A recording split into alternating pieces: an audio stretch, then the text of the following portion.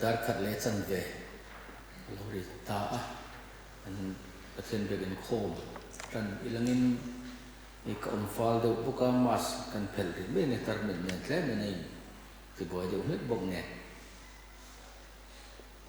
pathian thiang him ingai thang mu pathian che bai ibu kang u chu te chuan u nau te u pathian khongai na awang hian in thoi na nung le thiang him le pathian lom tlak ni turin in taksa chu in hlana ka nge chu idrong bol na om reng ani e khovel da nang hian sula pathian du zong a tha le lom tlak le that fang kim chu in thiat fiat theinan in rilru athar omin lo dang lam jok tor u pathian hian e trong trai olal pa kan pathian voin ini thiang him ko khan ho ten nang ma che bai kan bu nania che ni dang angin ko khan be pui te in khom thelo mai la e dan chunga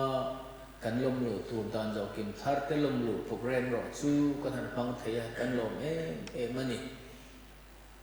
har sat na thileng awangin kan neya mars thlai ho la tangin ibia bu khian hima kan khom thei tol lo ani goini thlengin ko khan pum ho program siam alrem chang lo wa thian mi tlem zo te ro chu e thil poimo bi kha kan hanin khom thei chak ani voina kan khom nangma min hola kan thil ti zong hi iro puina lo ni sela kanal pai so Krista mingin kan dile che amen ku han sutri so milangin kan khet tu trul apian te hi lo ngai tha o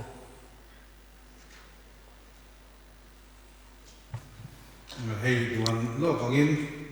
wen a hun poi mo tak mai kan hang do na ang zo kim thar lo mi in khom ani ya zan la kan mang thi na ma ra su kan the ai kan tu nai su le wa in tu huna hian kan mang ani ya kan musalama po ko san ro re in khom te kan mang to a ei biak in ne kan the ai kan to khat lo thei lo wa in khom tu ko in khom thei lo ani ya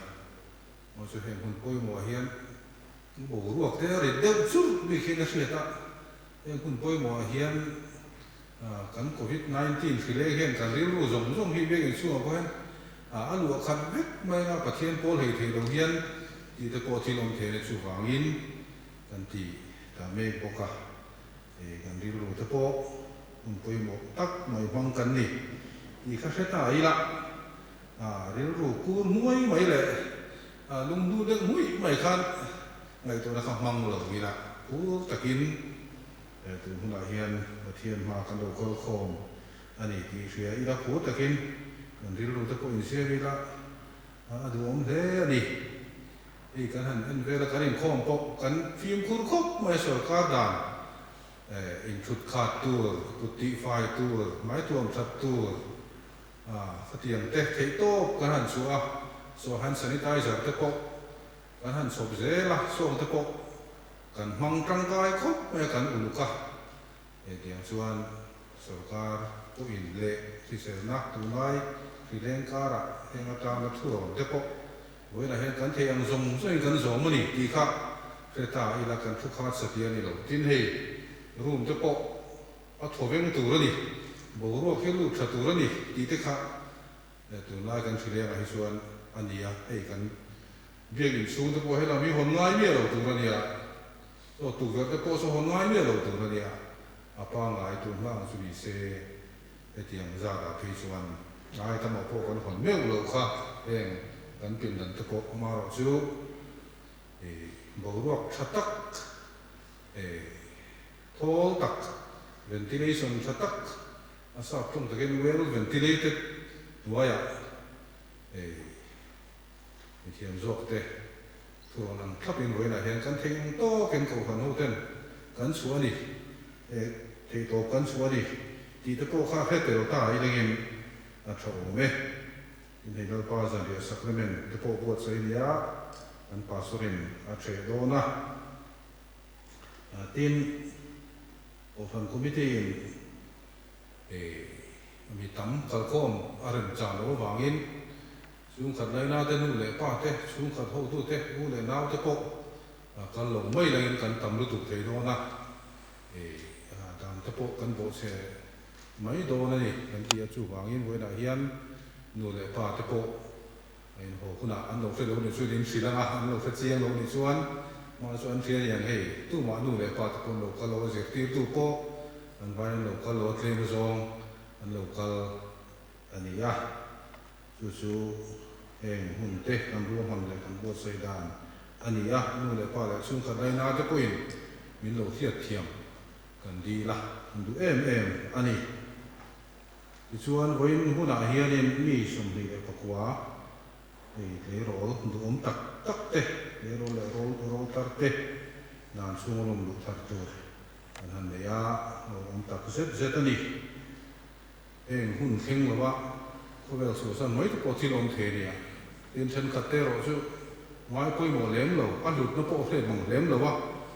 tal mai mai te po om the ni ma ro so hi nu le pa te poin tin ro tar te ro te poin kan ngai poi mo a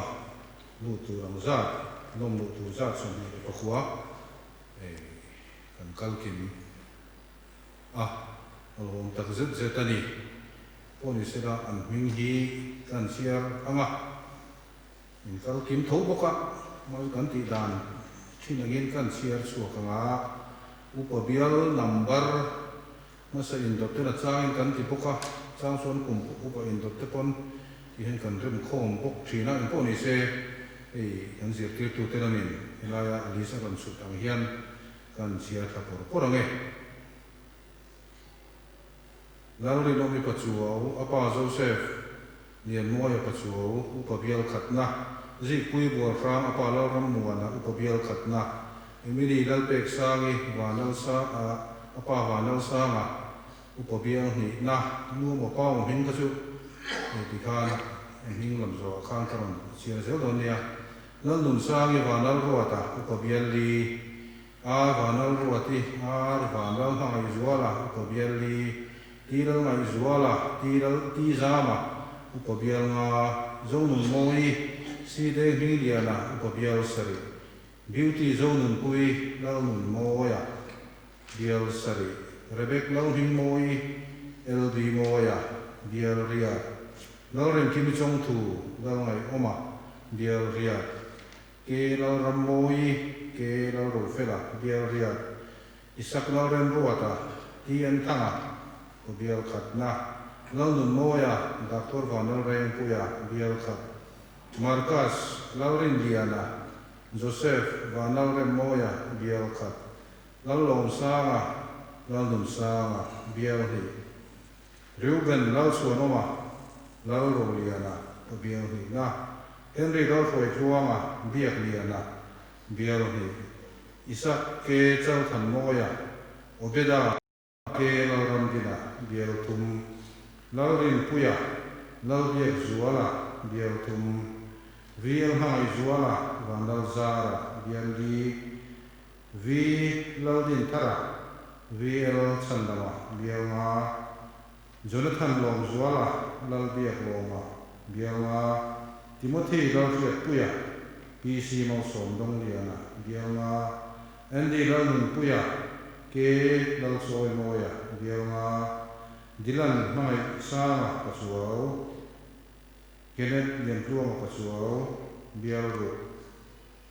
Nathan lalri noma Moses van lalkiata bial ru Dylan lalru sama lalru fela bial ru lalru sama lalhun sama bial sari Abel lalru sama zaloma bial riat Bain sobi de pokua ani tin hei ko than committee in nu le pa te sum khat le na ten lo kal thei lo bok ne tu lai ko vel chang kang se la Instagram ati te pu thea YouTube ati chuwa lo thia te pu thea an tia kan han mai tu a YouTube han ti nga te ko live in cha ko pa Instagram te ai chuan lo fia tha deuh zawk an ti a maro chu tlemin ani buat sai ani tam deuh angai bang hian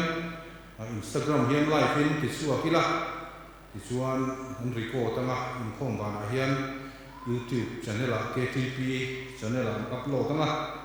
chuan en thei mai ron fia deuh zawk in kan ti a chuan kan ti ta tan tuna he Instagram KTP Instagram in the moment upon the appeal in the area in Kombana po hilai lo kal nge te po in YouTube channel KTP YouTube channel khan en the do na ni in KTP hian an YouTube channel pe subscribe tu ni duwa subscribe ran tam hian ingomo thatna au ni ove te me to zongin rem chan na te po om beli o me subscriber na hian so te po chu kan soi tel pa bu lo kani tin hey dor pui ko han hian group kan siama ati ang na fidel ka ni chuan kan khom thei si lo thu puan po ti thei box si lo kan ti ya ko han info dor pui ko han info 1 dor pui ko han info 2 ti o ma chu ko ho tu be phone number kha smartphone on pot chuan kan kha group a han kan tel vek ani chu wang chuan hei voya local dan chung du thar tu te phei chu in tu lai zo ka hmu le patam tak ai chu wang chuan lo fiat pui tu ta o lai chung te po khan ko khan thu puan poi mo te le ngi mo in nei tur le khata thein kan ti su thina kham te po kha o mani ti kha heta ula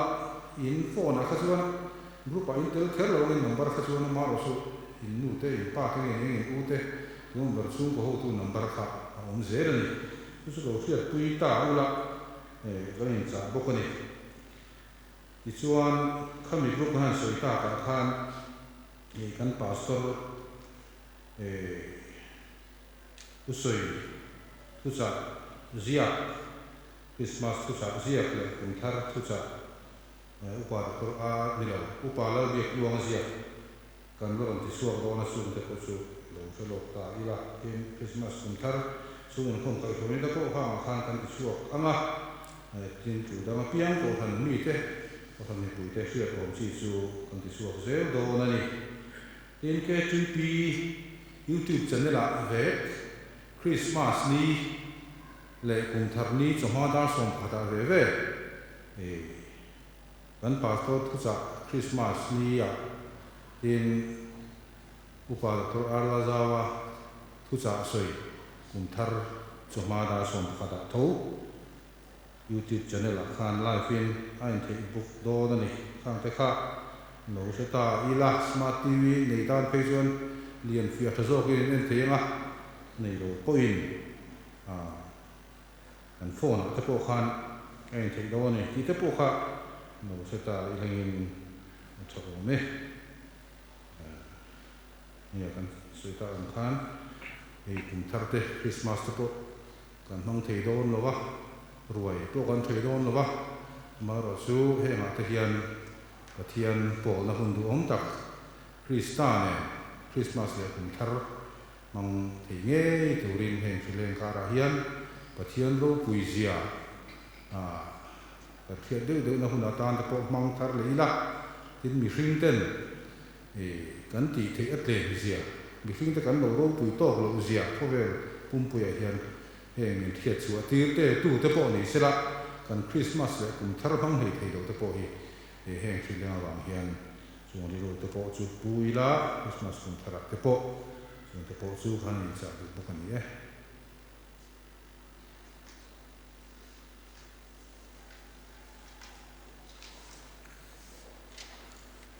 tan zo kim thar lom lo program kan hang so zel langa leader so manga zo to te han zo ma sa silangin rangai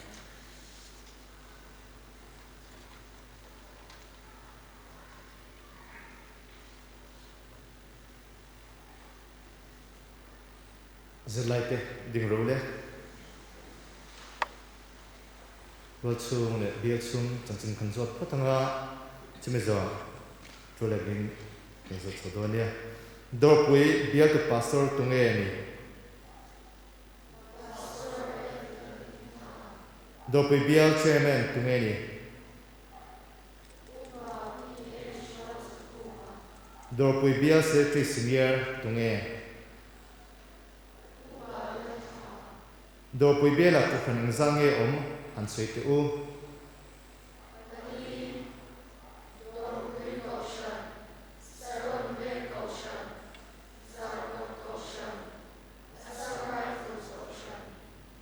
do pui ko khan committee member te han sei te u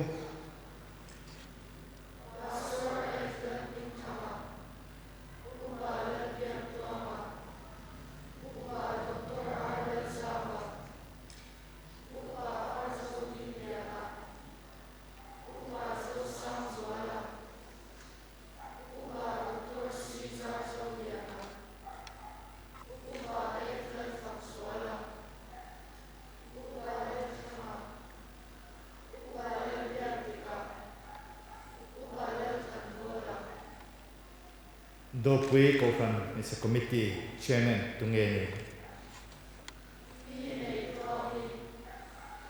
do pui branch KTP leader tungeni do pui ko khan pavalai po chairman tungeni Presbyterian ko khan in rebel down in dot han sei te u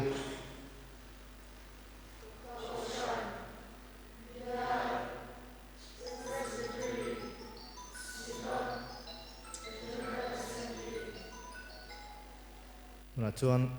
zona dang sacrament chungchang a kho thrantan Christian sacrament asiam te chu engtenge ni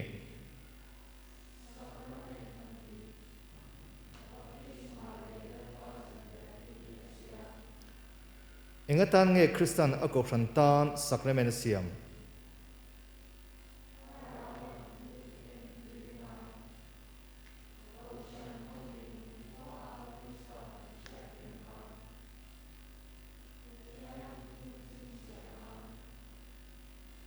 sacrament a bung engzat nge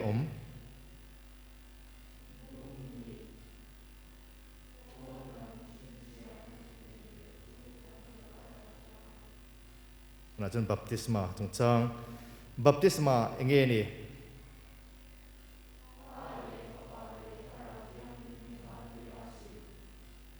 baptisma chandringwatin chunglam tharau thatna apetheyem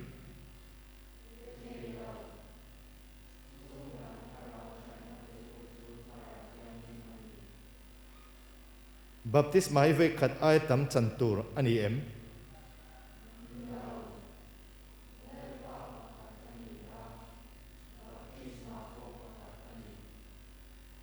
lalpa zanria chang engshir nan nge lalpa zanria hi an siam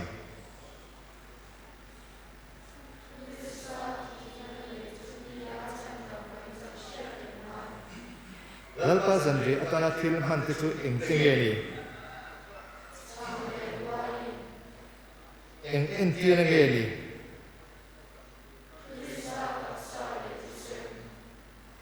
lalpa zanria til tang kana nge ni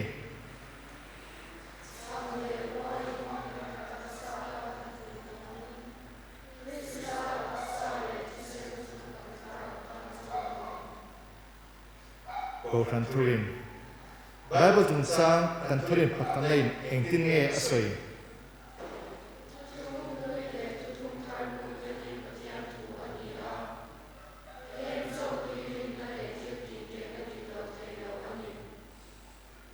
Trinity tung sang kan thurin pathum lain engtin nge asoi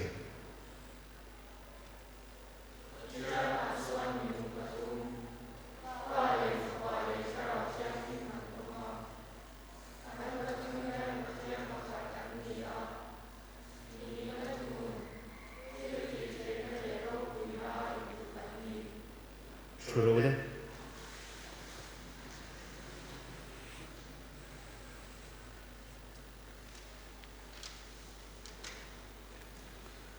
zona dang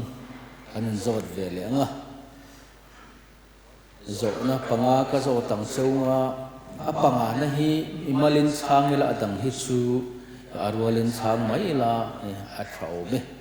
in za in han ding le ro le arualin chang mai don nia pa le tharau thiang hlim in ringem a ko khan thiang hlim te misual sim ngai dam na te tho le na te chatuana nun na te hi in ringem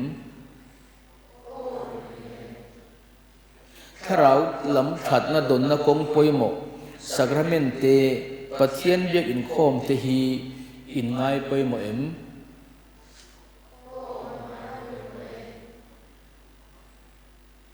pathian ko khan hi kong eng kima zom in tum ta tem tuna chuan mi malin in changa a zo na tur hi kan chiar chua kanga chumi zau huna chuan in hming karon sei zelanga in hming ka sei te chuan in chang don nia baptisma a an hnan lai che khan ipuitlin thenga lalpa iso krista rin na a huaile athu zir tir che anin tiama an thu tiam chu tuna tang hian nangma mo phurna a om ta a chewangin tuna tangin lal iso krista ringa athu zom itum tatangem lalrin omi zipui Emily lalpek sangi lal nun sangi ar vanal ram duati ti ngai zuali zo nun moi beauty zo nun pui rebek lal hing moi lal rem kimi ke lal ram moi isak lal rem ruata lal nun moya markas lal rin liana lal lom sanga Ruben lal suat oma Henry lal khoi tuanga Isaac ke chal than moya lal rin puya VL mangai zuala V lal din thara Jonathan lom zuala Timothy lal riat puya Andy lal nun puya Dylan mangai sanga pachuaw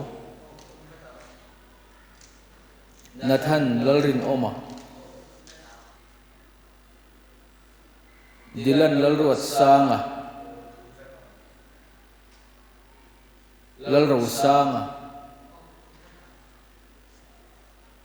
Abel lal ruat sanga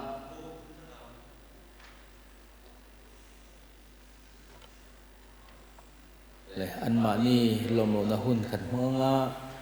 in khom zong zong te kan sa in ilo ding ang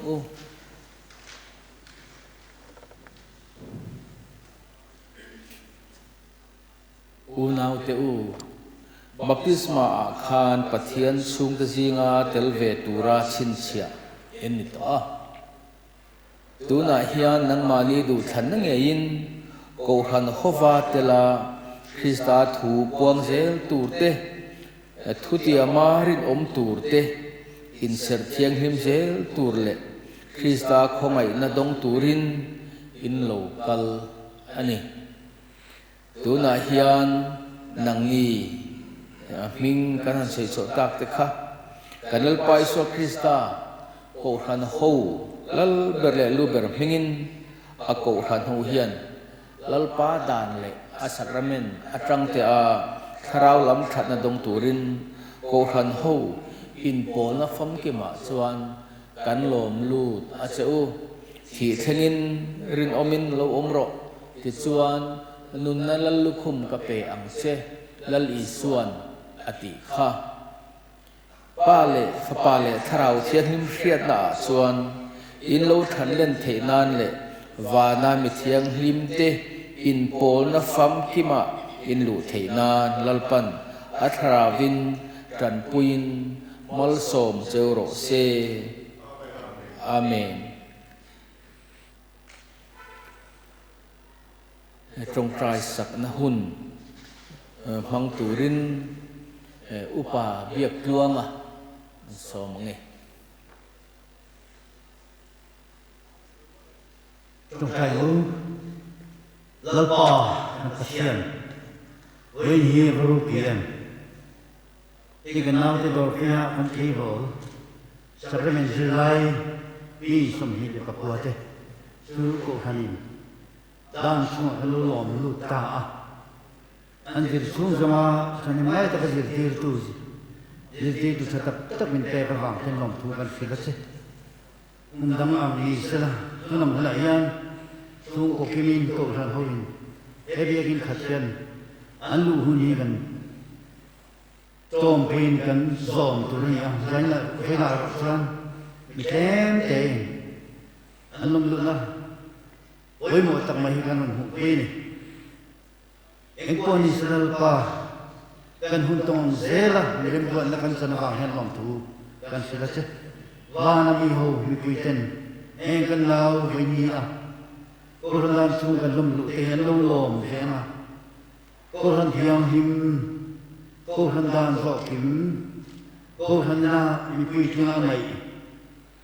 dù muốn làm nghe cho nên lâu xuân cài về ta có bằng lòng thu cần sự chết thế bố thế có về na xuân là xin thế rèn na anh ăn xin thế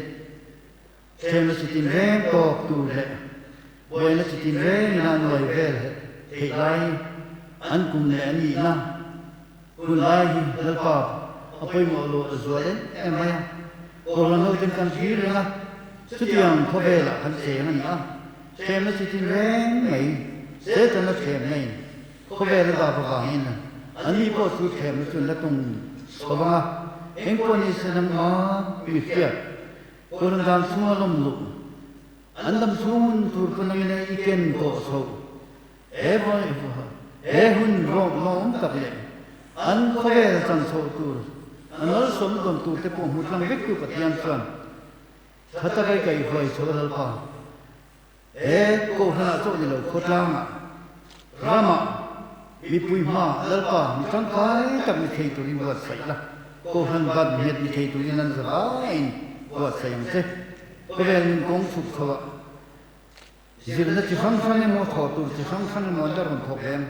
chúng mà bỏ chân mì nữa bể là mal som na pe la na ma mi fiat ani ang le ya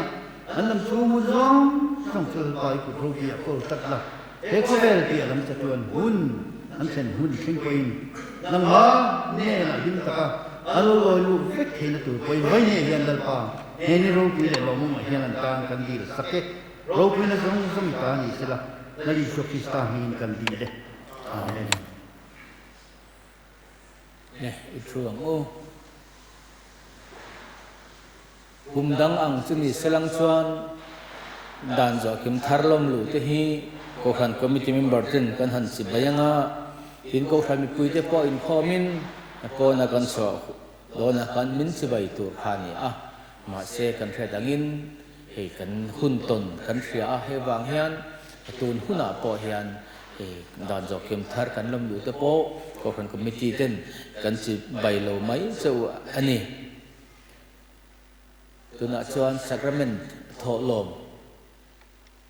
kan la khom nga kan pa rum chang te khan la khom mai selangin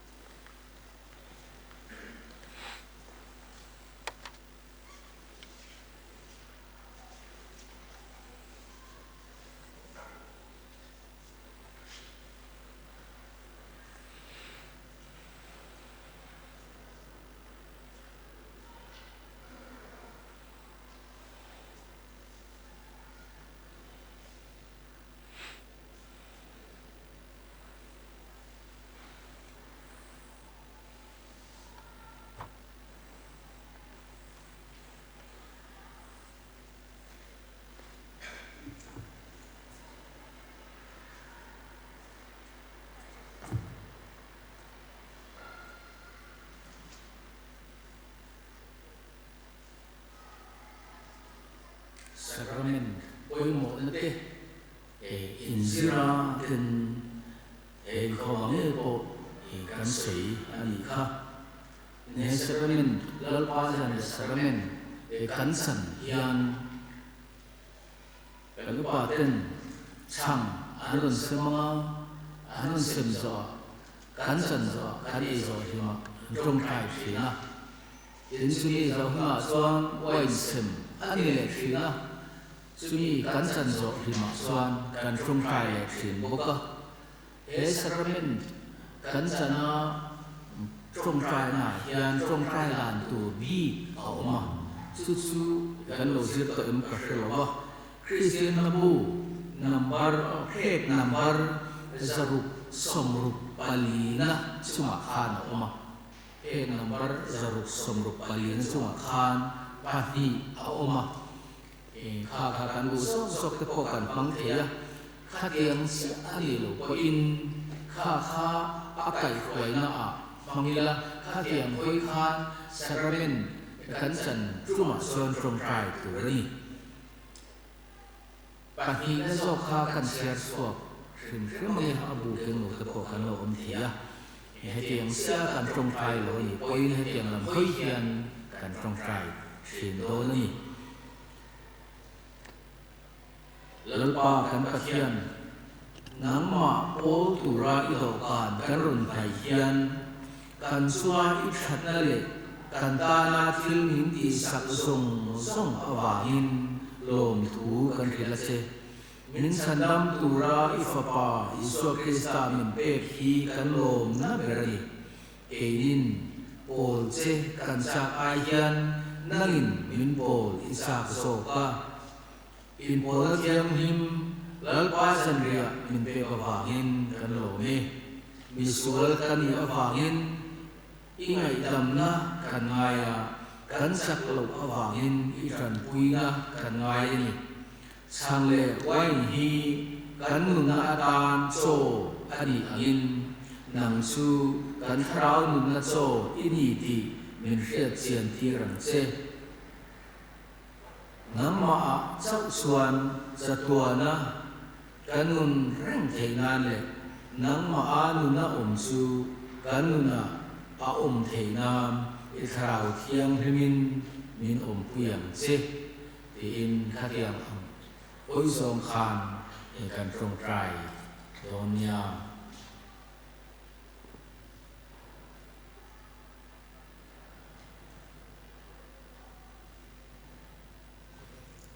Pathian thủ ngày thạc sinh ra mong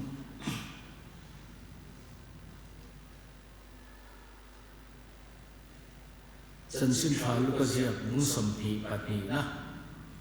dân sinh phá lúc có diệp búng sầm thị bạch hỷ na trang sòm pali atam hian kan sia nghe trang sòm thị dầu hian in ai alo hun suan ani suan so akila aten ko te suan an kil pui ve a in an hena kathil tuar ma in e kal hen put so hi e pui chau ka du em ani kahil asu e hi pathian rama atak tak ani ma lo zong ka ele to don lo ni ati a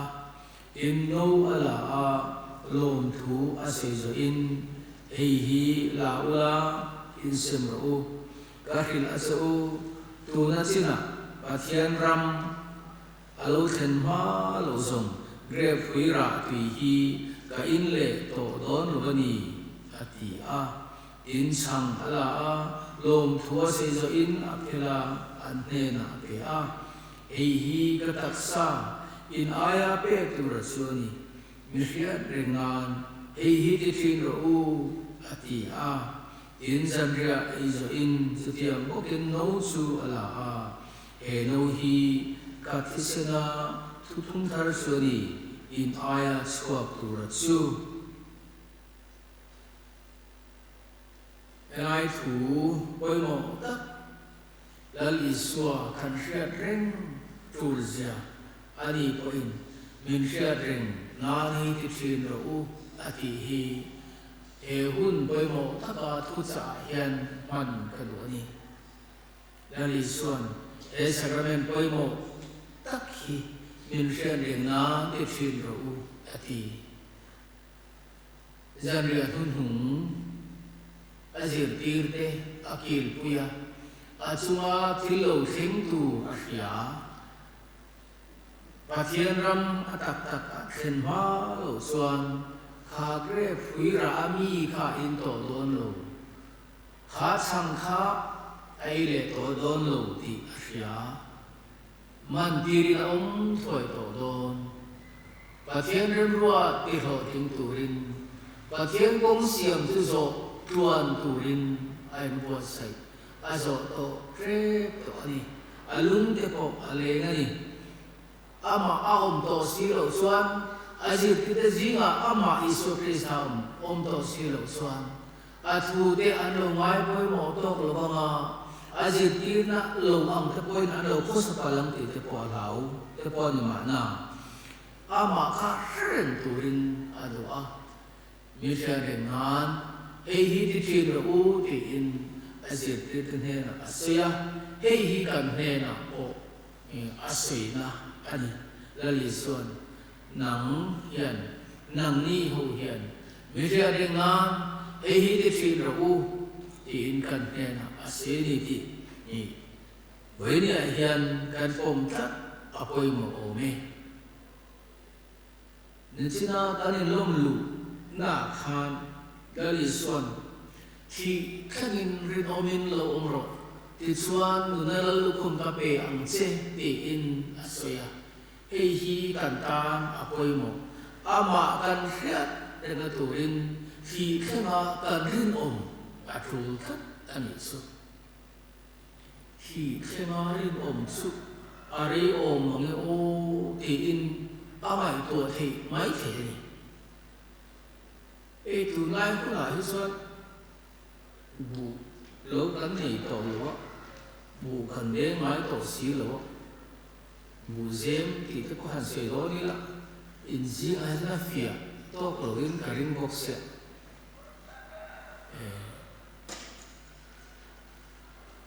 te kin thu dang a fia zo la han se tum tai la an ham am zo ma in hus de la ma ngai lo tai la tui ko zinga kan thian te rom bo laia an thil ton an se ani a nu pui pasal an nei do na a pasal so kha thon thiam ti do na i dam chu in a no ma po so ma po ti khan sam ti do dam chu ti kha rei do le khan sia dam chu ti kha a cham le the le ko ni ari do khan sia in ti mo khan a thin lo pal lo mai ma ti kha a la wa eng mo sen su an han khai la pha ani nei tu po kha an han in shi ale eng mo hu nge mo sen a cham be ta ram a tiam le ta ra me a tia ti dam chu in han ti kha rei don le ai khan sia ni mọi sự thì hiện cần lùng phong thì hiện lũ nó dễ mày kun hi thì hiện cần phong lũ nó dễ mày kumin na xoan đi lại giảm thuốc quỷ cho bộ cần giữ hậu thể rồi họ cùng thả xoan cần giữ hậu thể tỏ mấy thì ní tình xuyên khom na bù cho bộ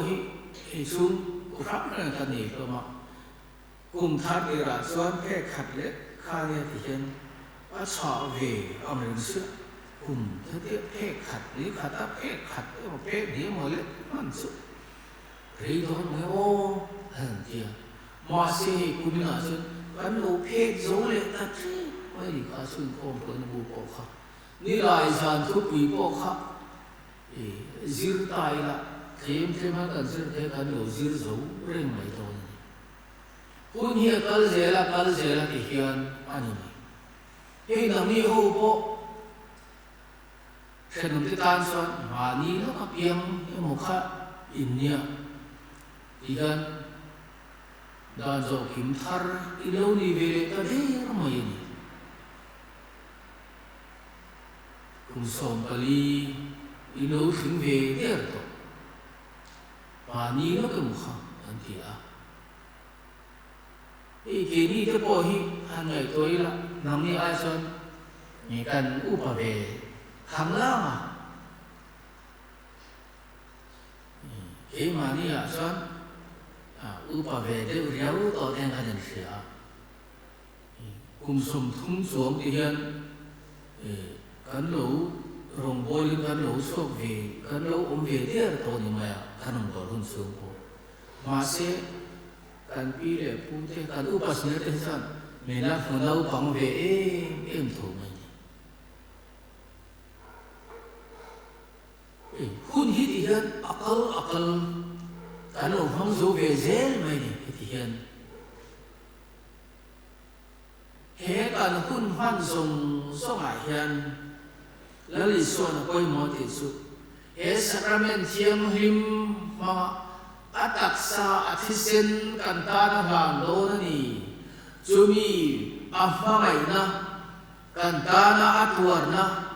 kan ta na in pe na zong su khretu le ama ta na ri dom ve turin e ko ve la kan su kan dam su chen dom ve turin min lu thet mai ni eng tin nge ama kan share de ngam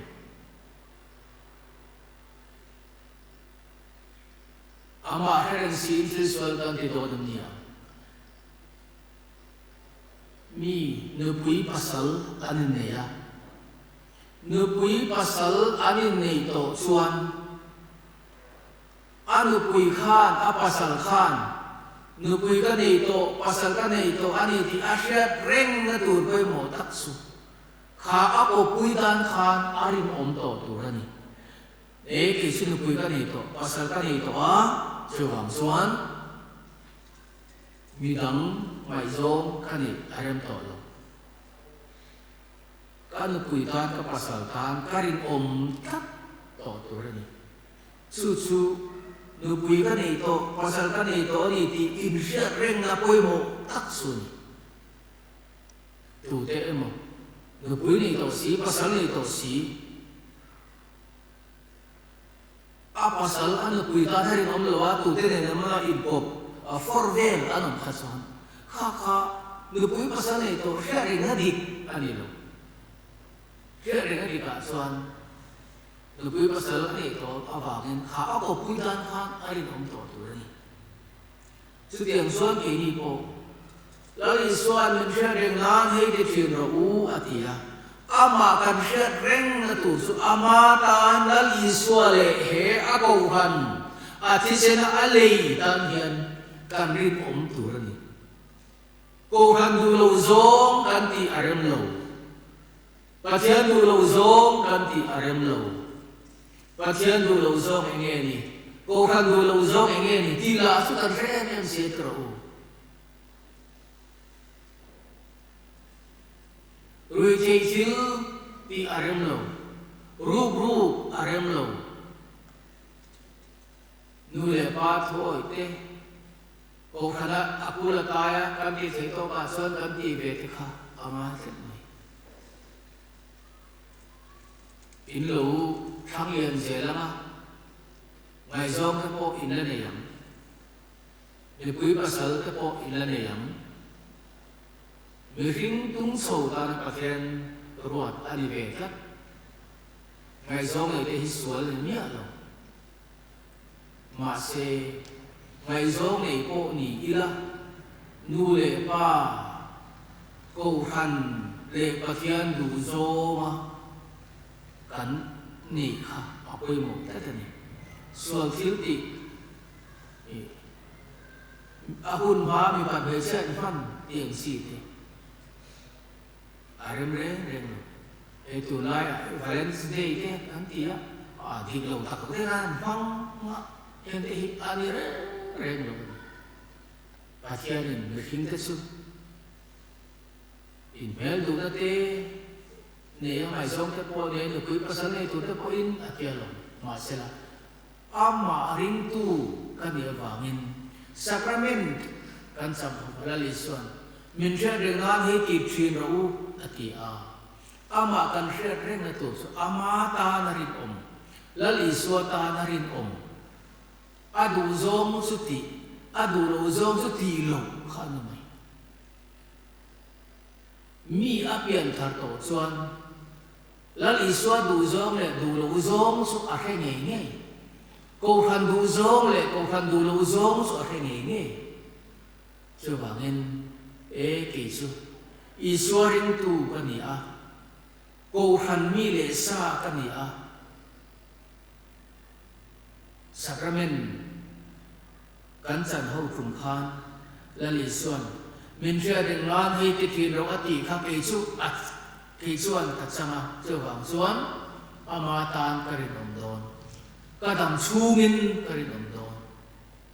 kha kha kan thu le kha tu kan om na tu kan din na tu chu ani zirlai inni fur ka ringa zirlai ani ti ain hiat reng apoi mo a simeni chuan lekha azir tai ma tu rani zirlai in ti be boxi lekha zir pe si lo chu zirlai ni dan tu lo nang lo ani a ain hiat dan adik lo zomi chu a ro tingai lo ke ni po Iswaring tu kan ni Pathian mi te kan ni Lali suatan Kau khantan kan rin Takha atura ni Kau khan hi Hirai kan upa te tayo mo hi in lau tiang e Ani big niya lau Kan va aya kan ta Ani Pola dinin kau khana dinin Shuai tu atura Pathian me kau khan hongin Atang suaka mo pun na tam tak son ni an re la nga khan tho tu ten rom han nga atula arel bol tu an ni se ko khan ni tu tak tak kan vai ko khan ho kan ni ko khan achiat amol pho achiat thata amo phur tu kan ni ko khan ni tu kan ni ti hi kan en siat apoi mo ani sacrament hi yang kan changa Isu Krista thuthuwa kanin tulu tani athutiama kanin tulu tani ama ta narin turin kan intiama chumi a chuan kanin tulu ta kan omani hi khaturni doctor turte nurse tu ta po hian an service don tak an zirlai khan thu an tiam thinan ani kha thun tiama he bati te an chi thu tiam te an la ani an rong bol na an athorin turin khatia ngari kam lo kha chu thuk la kan ni sipai po sipai an kan donin thu tiam an la an mani trong takin khasam an khai ani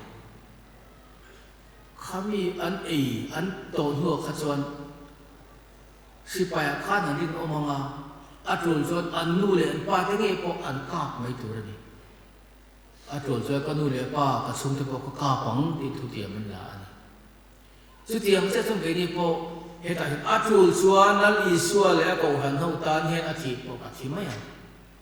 kan tan isu kristan ataksa aron hana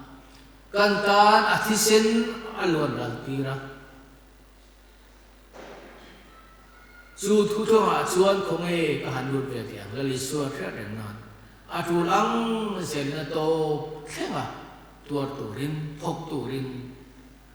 thu ti ama kan lu na ani sebangin siat na dika lali suwa kan siat reng apoi mo sacrament thiang him kan chan hian lali suan min siat reng nan hit tin ro ti kha lali so thu pe o in kan chang ho don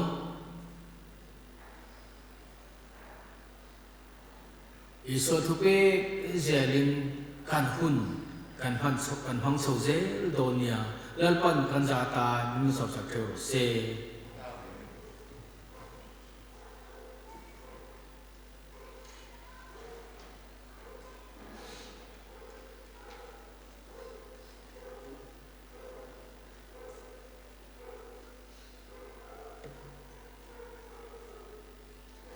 chuan kan upa ten lalpa dawh kan kilpui silangin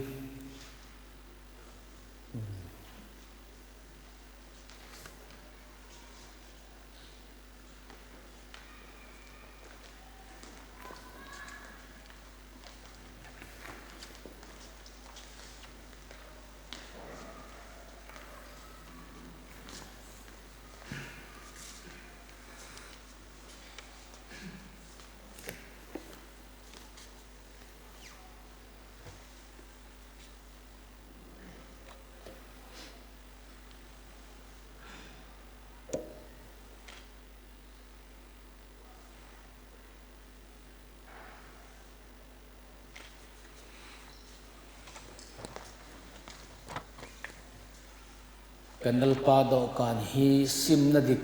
tak le rin na nungin inhayang kan lalpa thu soi te chu atharin ilo ngai thalyang nang ni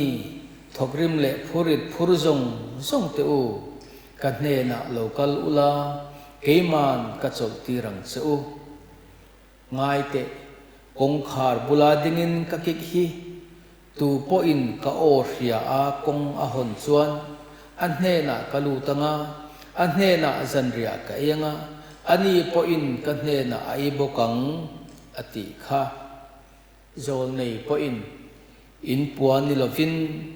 in thin lung kherula lalpa in pathian lam chu hoiro ati kha e pathian he na trong trai lalpa kan pathian min mangai tu min mangai awanga fapa iso krista kan tan min pek awangin lom thu kan khila che lalpa kan pathian i mangai na te kan tana ituam na te tharau thiang him hinga min hriat tir thin awangin lom thu kan khila che lalpa kan pathian imal som na beisein imma a kan lo ku ne khongai takin he sakramen mang hian nangin min pola he sakramen hi chak lo te tan chak na ring hil te tan he na dam lo te tan dam na alo ni ne turin malmen som sakang che iso kristan hingin kan dila che amen kathuril chon seukha pathian hena ta ka hmosin khatial pai suwa chuan man tira omzana chang ala ka lom thu asoi zo a aphela hi ka taksa in aya pek tura chuni min hriat reng nan hi ti thin ro ati kha kanal pa thu pek oin he chang hi kan la anga kan phelanga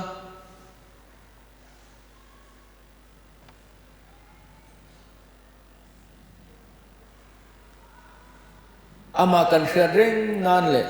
anun na chuan kan nun na achom nan lalpan kan zatan ama som sak thero se amen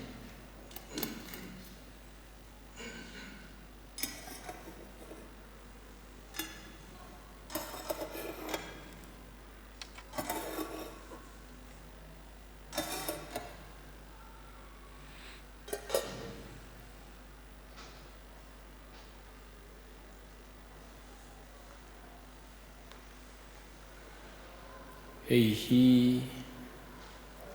kataksa in aya pektur achu ani min hriat reng nan hi te thren ro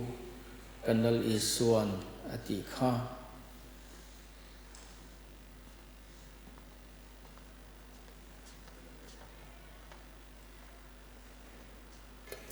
kanal pat pek oin ilo chang hawang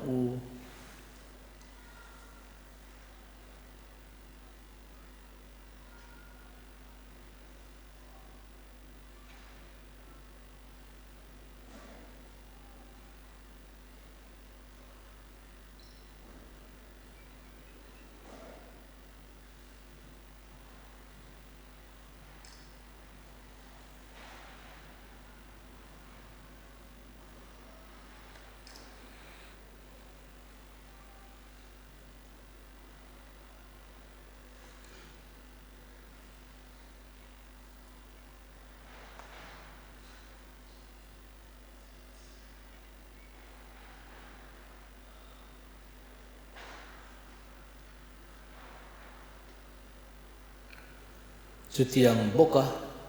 zanria ei zawa no chu alaka he no hi kathisena thuthung thar chuani inina piangin mi hriat reng nan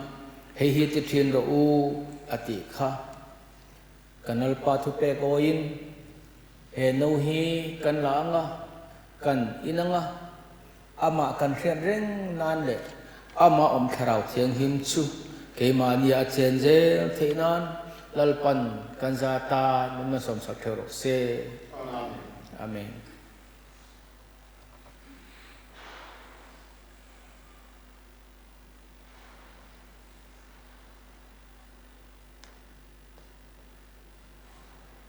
hi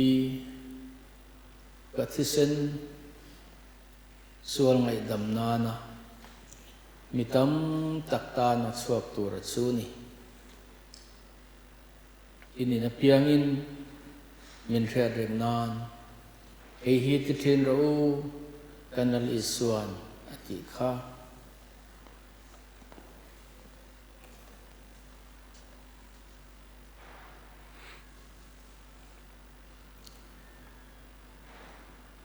kanal pa thu pek oin ilo chang hawang o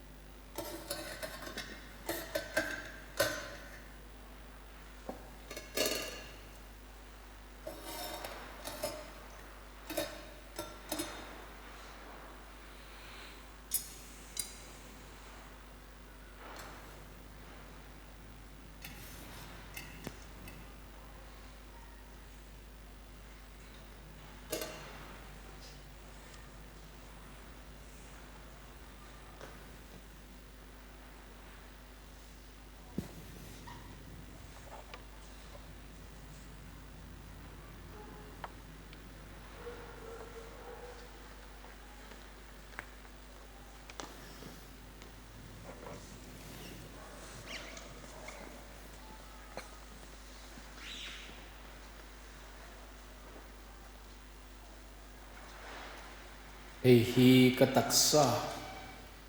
in aya pek tur chuni in aya piangin min hriat reng nan hei hi ti thin ro u kanal isuan ati kha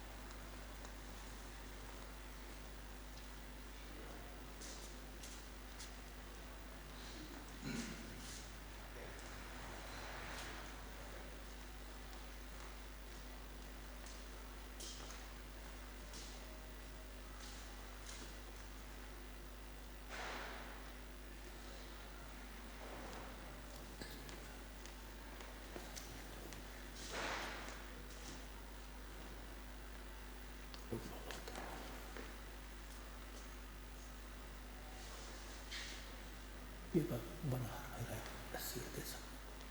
asir so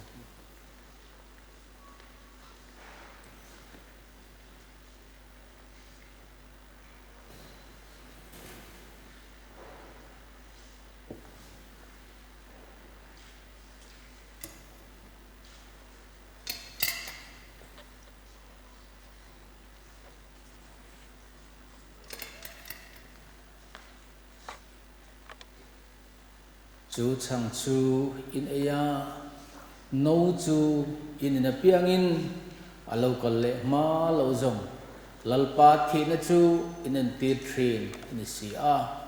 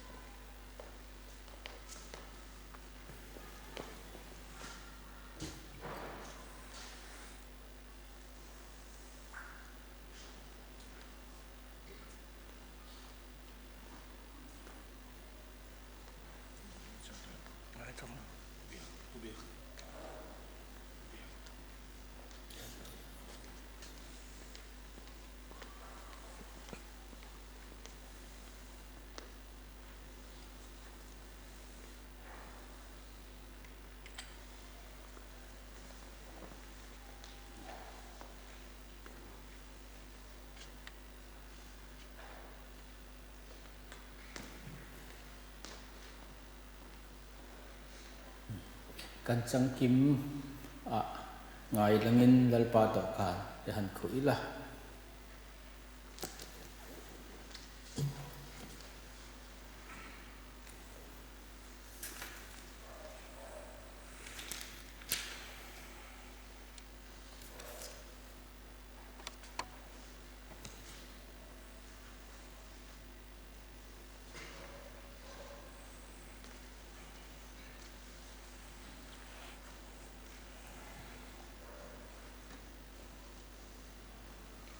han zai ho te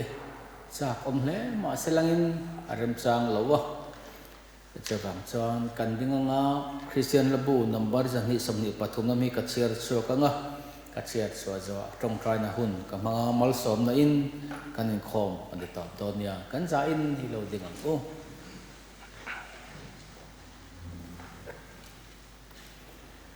lalpan min mangai na chu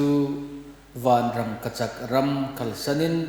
sual fa te min zong turin atuar lalpa isuan lungai na thing cross chu kantan apua cha vin atlua kila thir khen katan analua e o kasoi theilo che na ngai lo ram fan chu korsen le hling phial chu khomin om tin reng tuar zavin beram no lal isua khirnin omlo lal isua misual tana cross chupu in kalvari lampan turin achawani kalal o katana tuar zavin kalvari tlang thing cross chunga kaswal zong zong phur chungin mintlanta lal isuan pathian hen trong trai o lalpa kan pathian in hena kan di langin e hun poimo taka min khom pui kan hne nai om ti kan hriatin lom thu kan hila che i fakla to kan chiar chua tak tele he huna i thu kan soiten kan hena thu soi je te na tharau thian himin nangin tinungang che tin he in khoma hian thô lom te po kan na khom ani heng kan thil pe krong keng khom te hi ikuta karon rana nangin rim tu ya milopum sakang che tu na hian kanal pa isu Krista khongai na te kan pa wa na mi mangai na te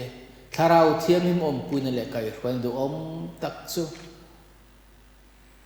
dan zo kim thar kan lom lu da chunga le ako ran hawa hian to na le kum khwa in lo om zel ro se amen